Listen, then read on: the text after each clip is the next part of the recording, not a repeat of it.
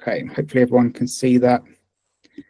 Okay, so as Ripin said, today we will be looking at and just reminding ourselves about what we mean by safeguarding and know about the key updates that happened in this academic year's Keeping Children Safe in Education, and to know the role of the trustees and the LCC members in monitoring and being that voice for safeguarding, and then know how and what that looks like for those roles, and sharing some ideas and some practice around how we might be able to fulfill those duties and responsibilities that we've got. So as we go through, I'd just like to share our learning agreement with everyone. So if anybody does want to share some thoughts and opinions, we absolutely welcome those, and we would ask that we all listen and respect each other with those.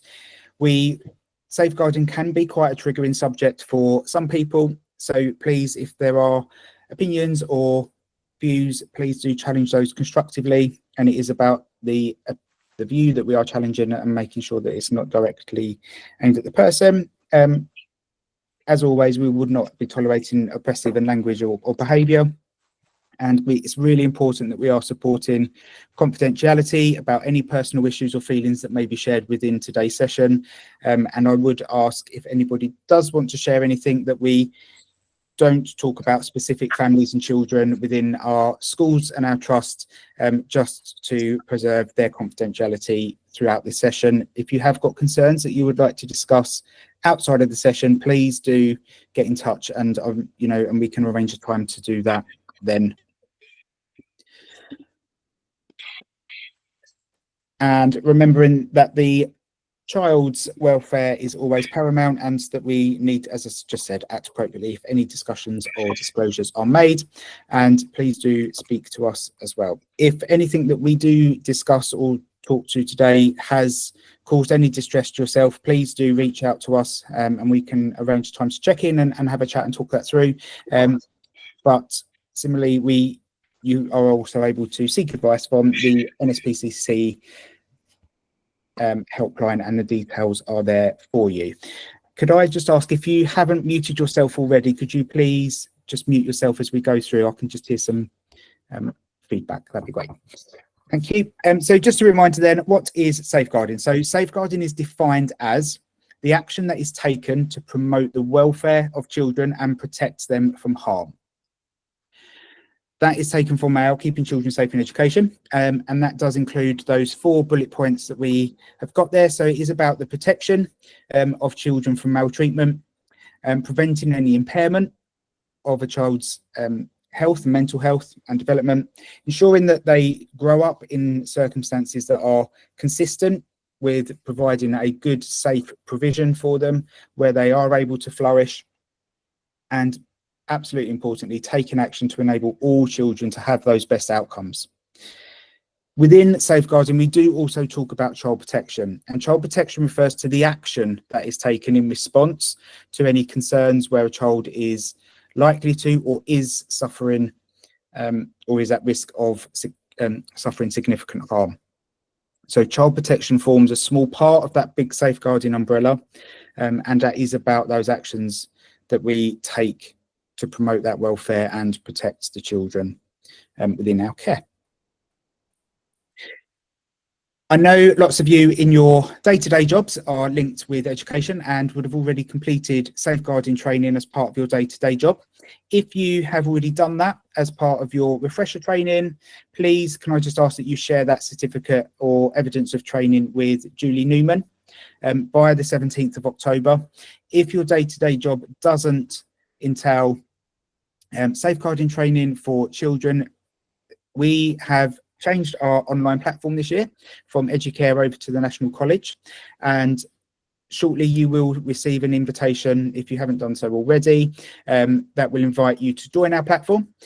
You are absolutely more than welcome to access any training on there. It is open for everybody. There are particular training sessions that are aimed at trustees and those that are in a governance role, but also, as I said, please do access any of that training. If your day-to-day job doesn't provide safeguarding training on an annual basis, please can I ask that you complete this particular course.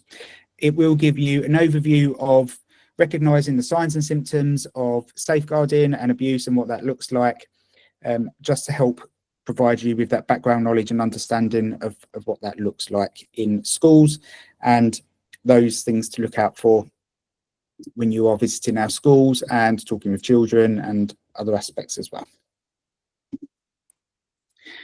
So thinking about key legislation and guidance, as always in schools, we are underpinned by the law, and then within that, they break that down into the legislation and then guidance for schools as well. So key documents that schools have to abide by and really do underpin our policy is keeping children safe in education.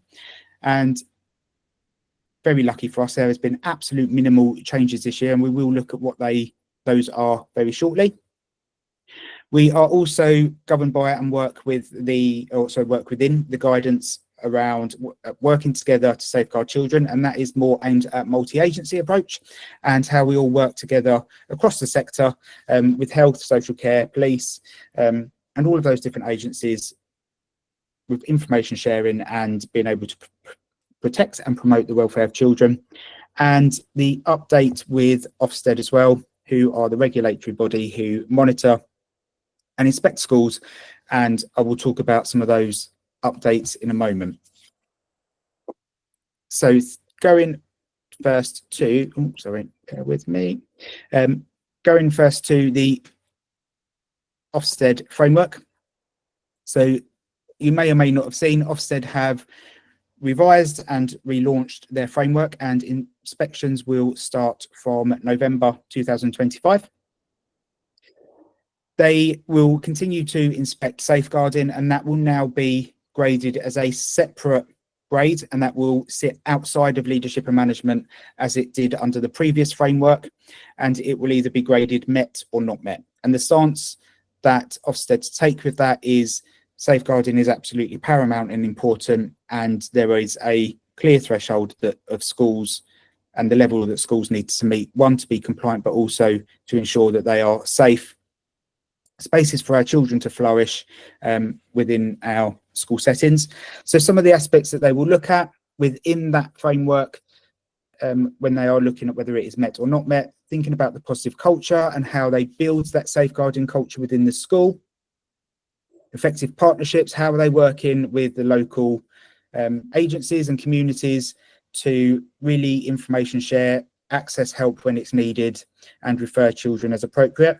That schools have got the systems and processes in place to be able to identify that harm and who's at most risk, and being able to identify those and put actions and support in place for those. A real focus on attendance. Again, you would have seen that in the news just as term started, around how the government are ramping up their focus on that. They've now added in the expectation of local authorities reporting on how many fixed penalty notices are being issued. It's not statutory this year for local authorities to share that information, but moving forward it will be, and how schools are really using that within their safeguarding frameworks as well, to be making sure children are in school, and where they're not, how are they addressing that, and working again with those local authorities and agencies to provide that challenge, but also really focusing on that support mechanism in place as well.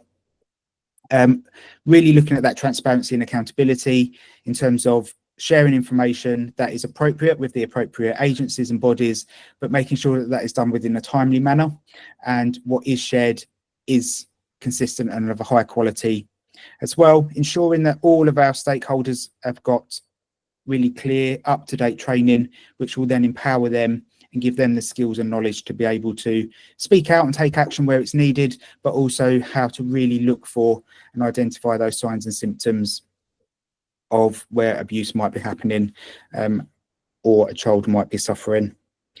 Really thinking about how we listen to our stakeholders and actively gather their thoughts, their opinions, what is their voice. And when we come on to later, that will be an absolute key role that our LCC members will really play a pivotal role in that, of how we are collating that community voice and how that's really reflected in our policy and our processes within the Inspire partnership.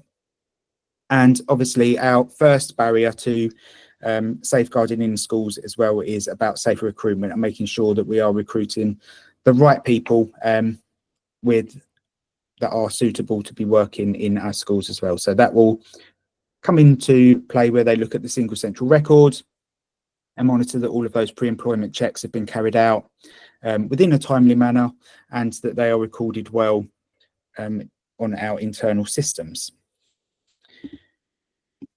So within that as well, so bear with me, and as well as that, looking at the continual improvement and looking at how do schools and us as a trust collectively really look at our systems, processes, our policies, and be critical friends of ourselves, but also each other about how can we continue to improve and strengthen our practices and not being complacent and happy with the status quo. How are we looking beyond our schools and trusts to really implement best practice and strengthen that within us? So having that kind of real reflective cycle happening, and we do that within our trust through supervision that I deliver to our schools or provide to our schools, which is an ideal opportunity for that. And through our safeguarding audits, one of the aspects that we really focus on is how do schools monitor and evaluate their own records as a DSL leadership team, and really kind of give each other that feedback and that ongoing evaluation and monitoring of that as well. So those are some Ofsted updates. I won't read through the next two slides, but they are there for information. These have just been taken straight from the Ofsted toolkit, I believe it's now called, instead of the framework. And these are the criteria that Ofsted inspectors will now be looking at when they're making their judgment to say a school's safeguarding, it's either met, or not met. And these will be the criteria and aspects that they go through. If you are interested in reading that in more depth, there is more information within the toolkit for inspections, and I will provide the link with that once we share all of the slides after, if you wanted to have a look at some of the other information that sits behind that. And then there's another aspect as well that just sits with that as well when Ofsted are inspecting our schools from November.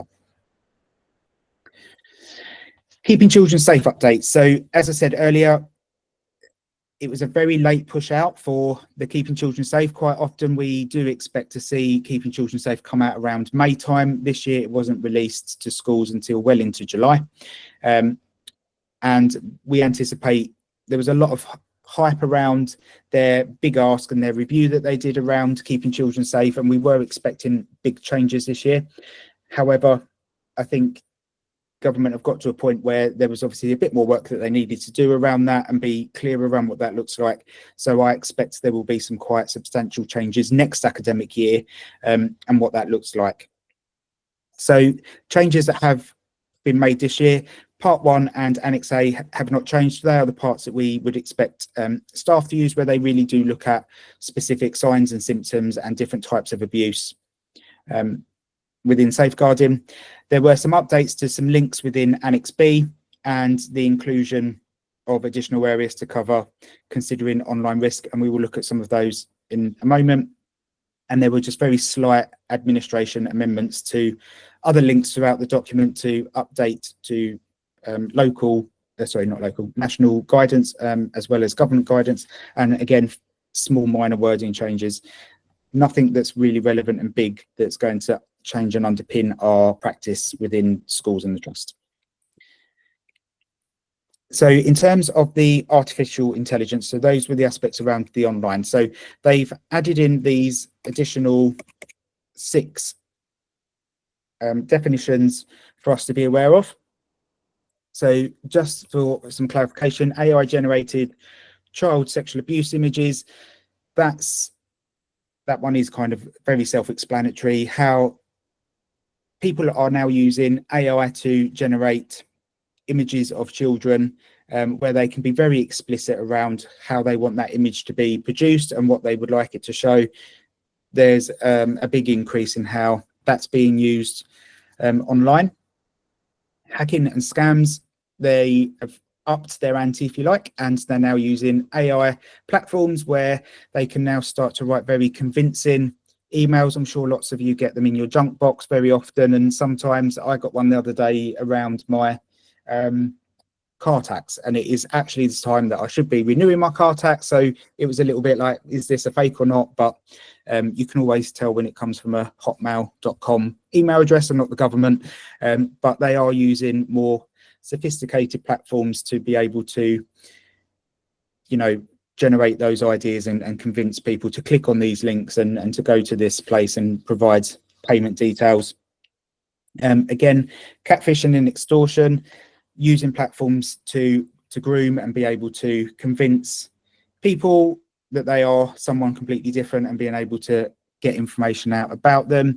Fake news and misinformation. If you're on social media, I'm sure you've seen an increase of that, of what they do look like very real images, but actually are very clear fake news that this celebrity has passed away and all of these things. And then you go online and actually that's not true. So, you know, they are using AI to generate a lot of misinformation and fake news out there.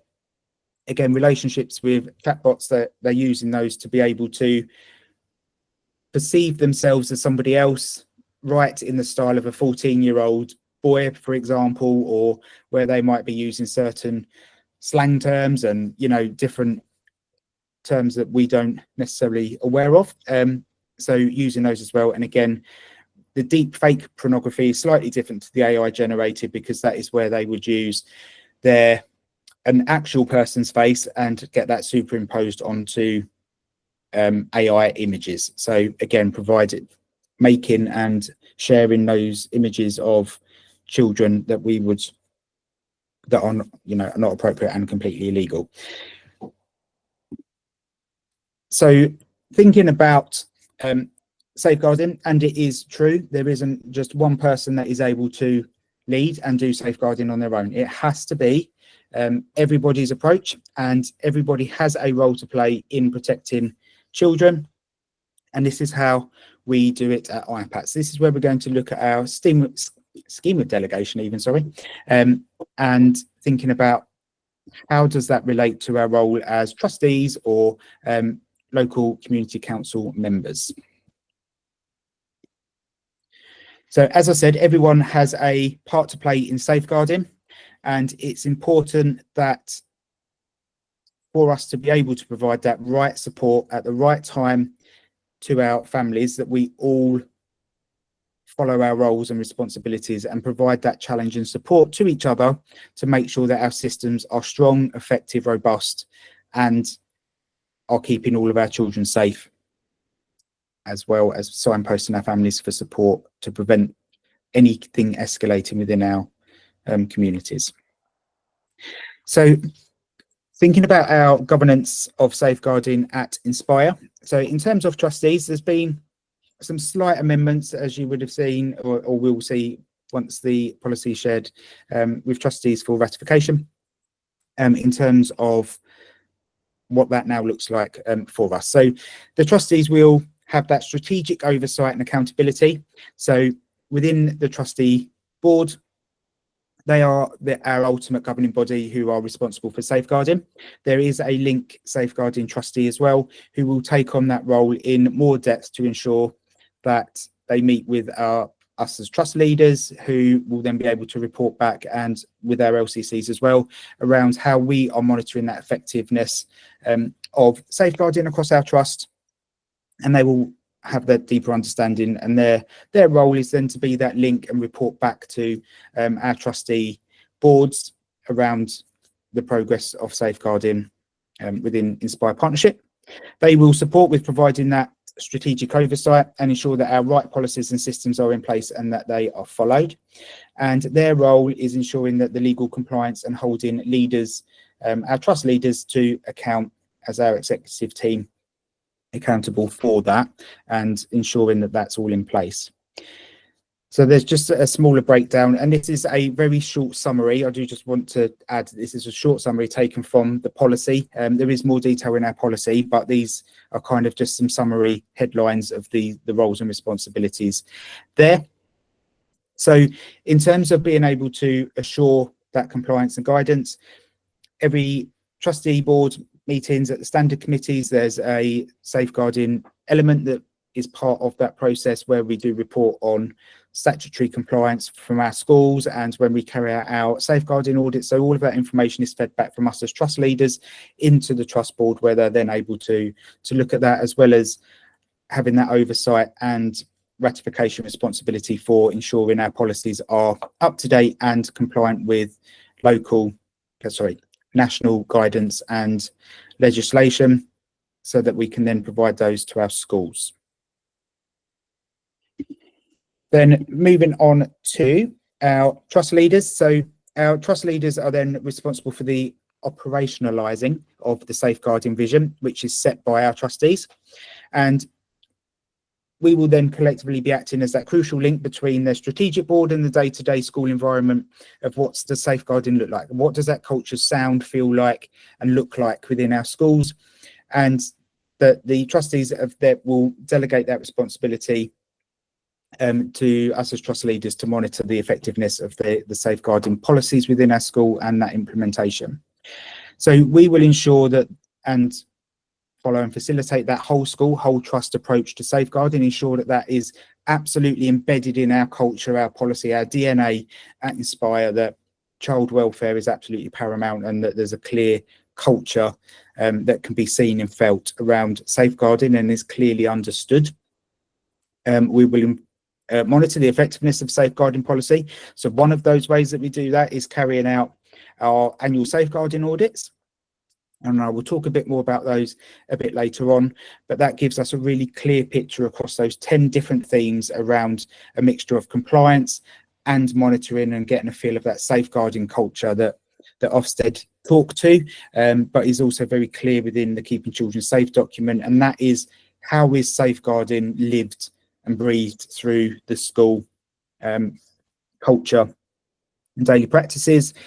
We will then, again, through that, make sure that all of our stakeholders collectively have got up-to-date and regular safeguarding training and information, that our policies around managing our low-level concerns and allegations against staff members are very robust and followed very clearly, and that the DSLs are appropriate within the leadership team and that they have got that time and resources available to them to fulfil their role within the school environments, and again just seeking that external oversight and making sure in terms of the premises teams that we're working with their estates, because again safeguarding isn't just child protection, it does come under attendance, behaviour, health and safety. So working collectively with our different departments and leaders to ensure that safeguarding umbrella is covered and that our school buildings are safe, right through to our behaviours and actions within school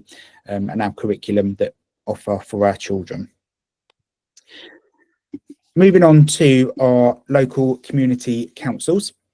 So there's been a very slight shift in responsibilities for our LCC members, and this is where we were talking earlier about really providing that absolute on the ground local voice offer and local voice insight into how does our policies and procedures feed into what our school communities need, and being able to be that voice back as well if there's any emerging patterns happening within the local community around particular topics of safeguarding that school leaders may not be aware of because they're not out in the community aspect and living in that community, as it may not have got to the school gates per se as yet. So it's been really able to be that kind of eyes and ears on the ground and connecting with the school and its community. So one of the ways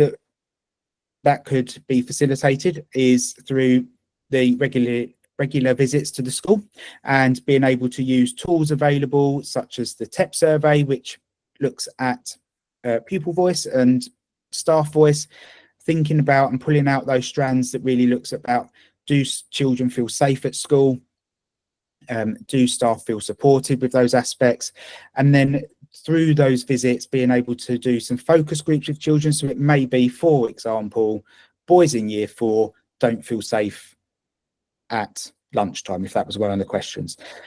It's then an absolute ideal opportunity for you as an independent person away from the school day to day that's familiar to the children to be able to do a focus group and gather some pupil voice around that. You may then want to think about asking some questions and delving a bit deeper with leaders and school staff around what actions have they taken where they've identified this as a challenge within our school.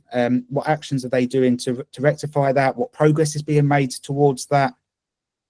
And being able to speak with our communities, our parents, our pupils, our staff around safeguarding and the culture. What does it feel like at our school?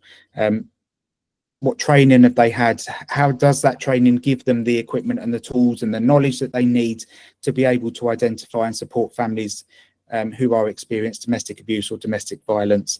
And being able to then feed that back in a real layered way through meeting with the head teacher and the DSL, and then feeding that back so there is that written record within your LCC meetings, which is then fed back through our trust leaders and to our trustees as well. So we've got that full cycle around how that feedback and that information is shared and fed back through there. And another tool that can be used is, so as I said, at the beginning of the academic year, all of our schools will complete a safeguarding audit. So there has been a slight change this year in our format. We, through discussions, we are now in a really strong place as a trust with safeguarding, and we felt that we were now in that really strong position that we could move away from completing an in-person audit with every single school every year. So we've now moved to a bi-yearly review. So 5 of our schools this academic year have had in-person peer reviews, and then the other 5 schools have completed it as a self-review. To ensure that there is consistency with that, through our inclusion check-ins and meetings that Rupinder and I and other trust leaders will have with schools, we will pick up themes that they've identified through the audit and kind of do a mini deep dive, as it were, a little bit of a touch around exploring that and the evidence that's there, but also thinking about if they've identified an amber grading, how is it that us as a trust can collectively support the school to ensure that we're looking at any actions that we can take or practice and things that we can share or partner up with to be able to share that good practice to strengthen that within our schools. So at the LCC meetings, the schools will be sharing the action plan that's come out from our safeguarding audits, and we will be asking our LCC members that when they are doing their school visits to meet with school leaders and talk about the actions that have been identified and what progress the school are making towards achieving those actions. And again, that is a really good place for that to then be minuted as part of your LCC meetings, which again then feeds back into that cycle of monitoring and feedback to our trust board, where again that brings that cycle back round there. And the other aspect that has remained in there for LCCs is any allegations that are made against head teachers, they will remain as that independent case manager and have that oversight. And again, as I said, these are just very short summary bullet points for those different roles, but they are in more detail within our safeguarding policy for you to refer back to. So thinking about that as a whole school approach, and it is about making sure and checking how are we keeping that child-centred approach to safeguarding. All of the decisions that leaders and staff are making, how are they keeping that child in that centre of that decision-making process to ensure that we are doing what is best for the child. So as I've kind of probably covered lots of this now, but as I said, it's for our LCCs, you are going to be really fundamental in this, and being able to collect that voice and, you know, evaluating how are the schools looking at those actions that have been identified and how are they supporting the schools through the curriculum that's offered, and that pupil voice and that staff voice is really important. And as I said, it's using those tools available to you through the safeguarding audit, the pupil survey, the staff survey. We're hopeful that very soon we'll be able to use TEP for parent survey, sorry, my brain went then. So again, we've got a really good holistic picture around lots of different aspects and stakeholders' voice within that, and they are great tools to be able to then kind of do a bit of a deep dive into what is that, what does it look like, and why, what's the reasoning behind what this data is showing us, and being able to be that voice back to our leaders in schools and to trust leaders, and also, you know, to trustees as well.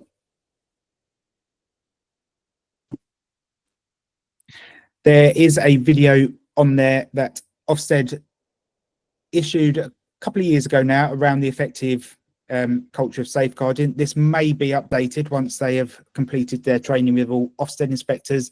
If there is an updated version, I will recirculate that so that you've got it, but the premise is still around things to look out for that make an effective culture for safeguarding. So if it is something that you do want to delve into a bit more, then the link is in the PowerPoint for you to have a look at as well. And I think we've probably covered this as well. So thinking about how this can be evidenced, as I said, at school level, we have got our annual safeguarding audits. LCCs will then be monitoring the progress of those safeguarding audits and the actions. So I've just noticed there's a really big glare right in the corner of my screen. The schools will then be able, the LCC, sorry, will be able to monitor the progress that's made towards those. Once we've done our safeguarding audits, we, as trust leaders, then produce a report for our trustees as well. So all of that is our monitoring mechanisms of how that's reported and how we evidence that back into all of our different levels as well.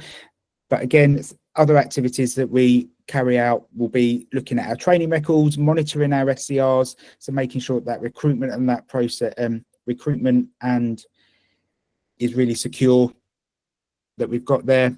We hold termly DSL meetings, again, where we provide that aspect of supervision to look at cases and monitoring CPOMS records, which is the system that we use to log our concerns and everything relating to safeguarding.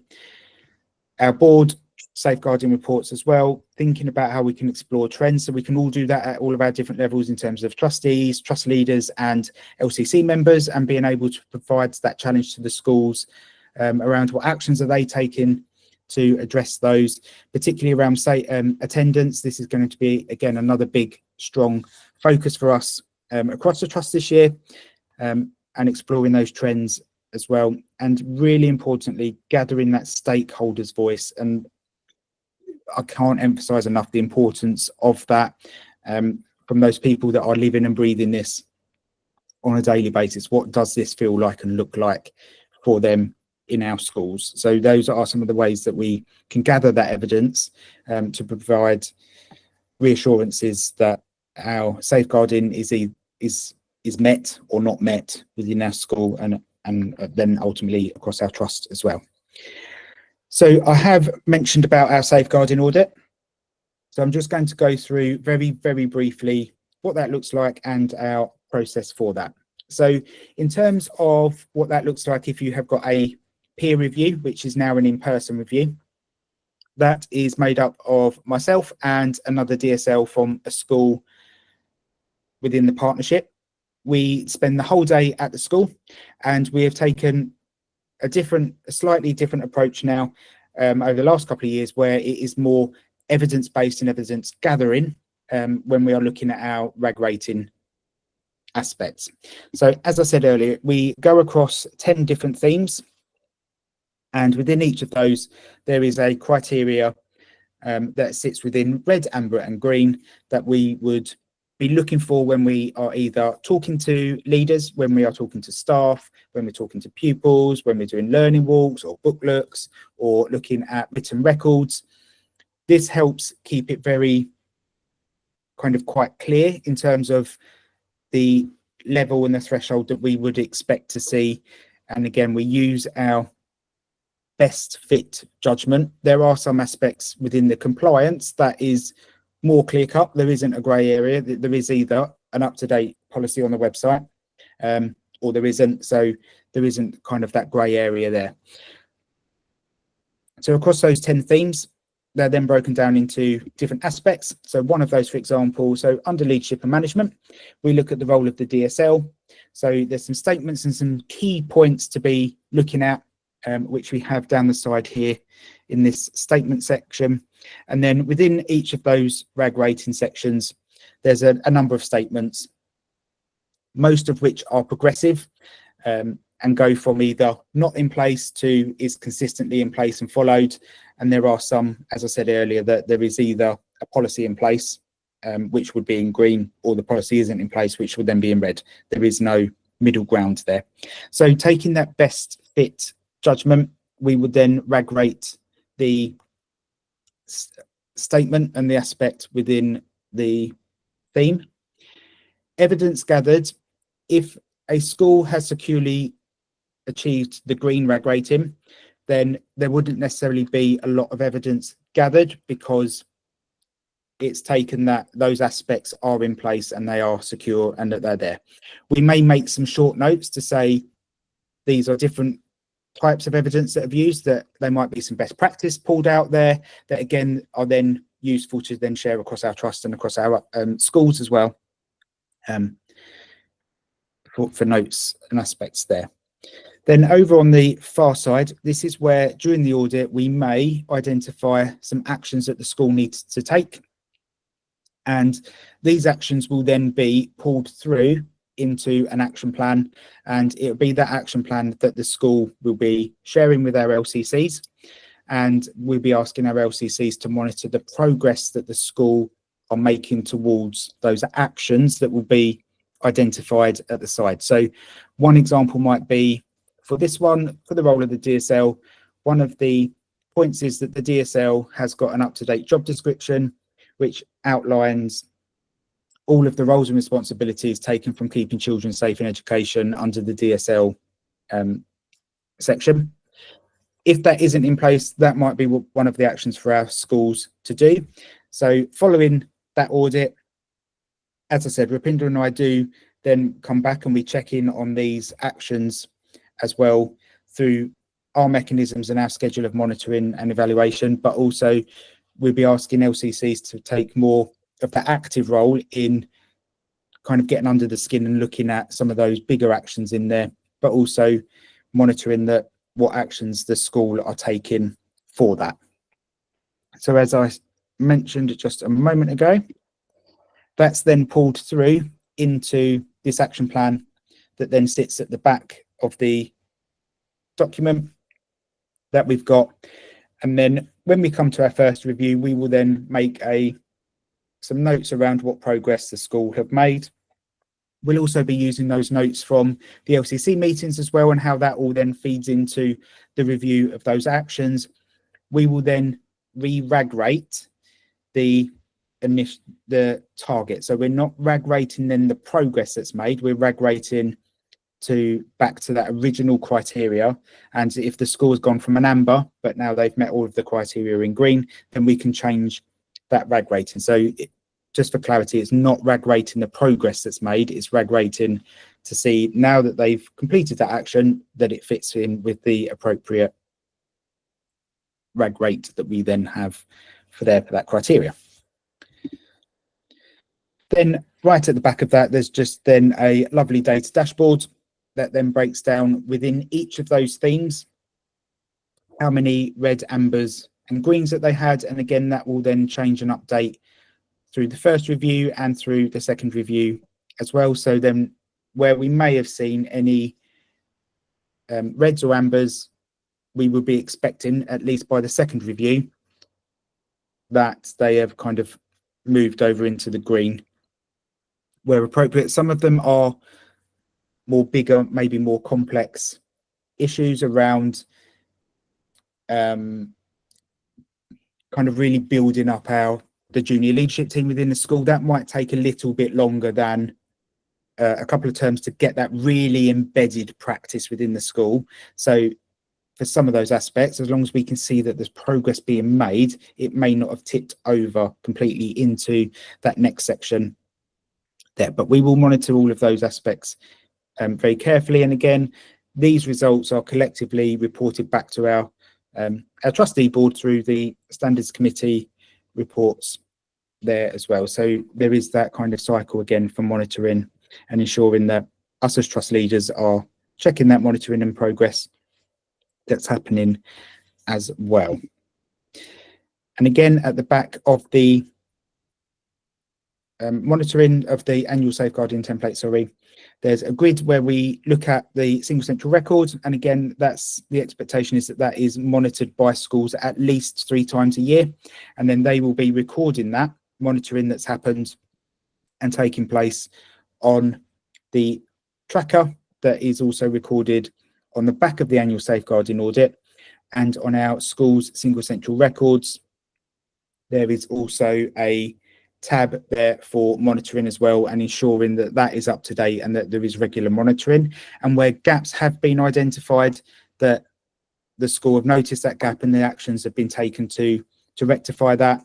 And then we keep that as a running log so that we can ensure that we have monitored that and actions have been taken to ensure that that's been addressed and followed up quite robustly and quickly with our HR teams, as well as our school leaders.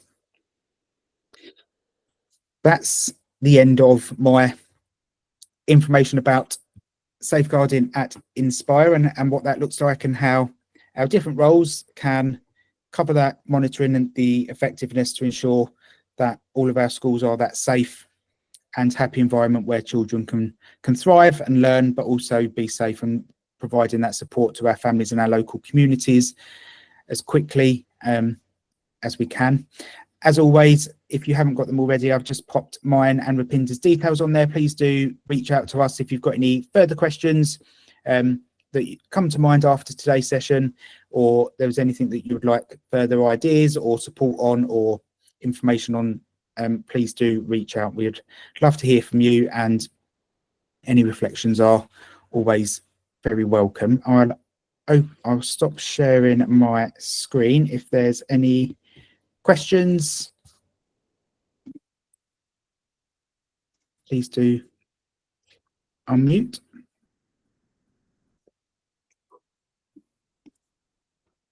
Michael. Oh, sorry, who? So we've got Jan and then Ed's got his Yes. hand up. If we go to Jan and then Ed, thank you. You mentioned about termly DSL meetings. Yeah. Could you clarify what termly means? Is that 3 times a year or 6 times, please? So as trust leaders, I meet with our DSLs termly. So we have our network meetings, they are half termly that we meet, and then our LCCs will still meet 3 times a year in line with your meetings that kind of fall within that as well. So can I just ask for then clarification? The audit, yeah, carried out presumably from now till Christmas. So all of the audits have been completed now. So they all had their first audit. Okay, so will the LCCs receive first sight of their respective audits in our term 1 meeting? Yes, yeah, that should all be on the head teacher's report, and then that will be supplemented and added in for your first meeting. So will that be the whole audit, or will it be a summary of key elements? So you'll have access to the whole audit, but it's the action plan that's the key part for LCC members to use when they're doing their monitoring and meeting with our schools and checking in with those. The audit is useful in its entirety for you to be able to track back, because on the action plan it doesn't break it down into the smaller detail of exactly what was 1.1, for example. So it's just a useful tool to then be able to flick back to section 1.1 to see exactly what the different criterias and statements were, but it be the action plan that's the important element, and checking that progress that's happening there. Thank you, Michael. No problem. We've got Ed, Ed. his hand up. Ed. Hi, thanks, Michael. That was very clear, very good. I had a question on the safeguarding change of the audit change of process. Yeah. And then a very quick factual question on the single central register. Is the SCR everywhere now on Arbor? Yes. Brilliant. Okay, that's good news. On the safeguarding audit, Yep. was there any sort of dual running to see if the schools score themselves the way the external people scored them? I mean, how are you confident that this self-assessment is good enough? So I will be using last year's audits as well and looking back. So where schools have maybe done their self-audit, I will be looking back at the evidence that we did in person, because every school had an in-person audit last year, and using that as a bit of a benchmark around progress, because obviously we did their final review as well. So being able to look at that and to be able to quality assure those and ensure that there's a fair grading, if you like, through the inclusion check-ins that Rupinder and I do with our schools regularly, and just through the work that we do in our schools, we will pick up some themes. And it might be, for example, if a school last year had something reg rated as amber, but this year they feel it's green, it might be around the JLT, for example. On one of my school visits, it might be that I just do a bit of a deep dive and a bit of a soft touch to see, you know, what does that actually look like and feel like, and review it that way to ensure that we've got that kind of level of analysis and challenge and support that we would have done if it was in person. All of our schools, apart from Chattenden, because it was their first one, so they had an in-person one this year, have been through this audit process for what does feel like forever, but has probably been realistically the last 5-6 years, and have been through that evolution process that we've been through, from kind of sitting in a room and going through a checklist literally of yes, yes, yes, yes, to right, show me that evidence. What does it look like? So they're very clear on the expectations as the trust of what we look for, and we've been really clear about how we will kind of evaluate and monitor the self reviews and how that circulates back to the work. And you know, and I've said it's important that we are open and transparent. If you don't feel something is amber, is green, put it as amber. You know, that gives us that sense of, right, we need to just put a bit of support into this school, or we need to pair them up with B school so that they are able to see, right, that's how you do JLT and that's how it really works well. So I said it's not about kind of downgrading any schools, it's just being clear around what are our actions that we need to do.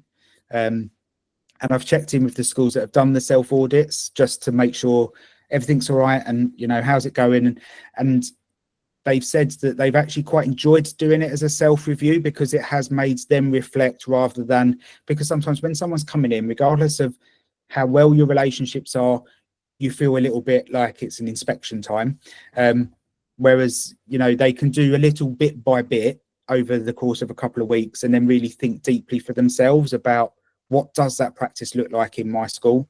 So they have found it really useful, doing it as a self-review. So I am confident that the judgments that they've given themselves are accurate, but it's important that we verify that through our work that we do.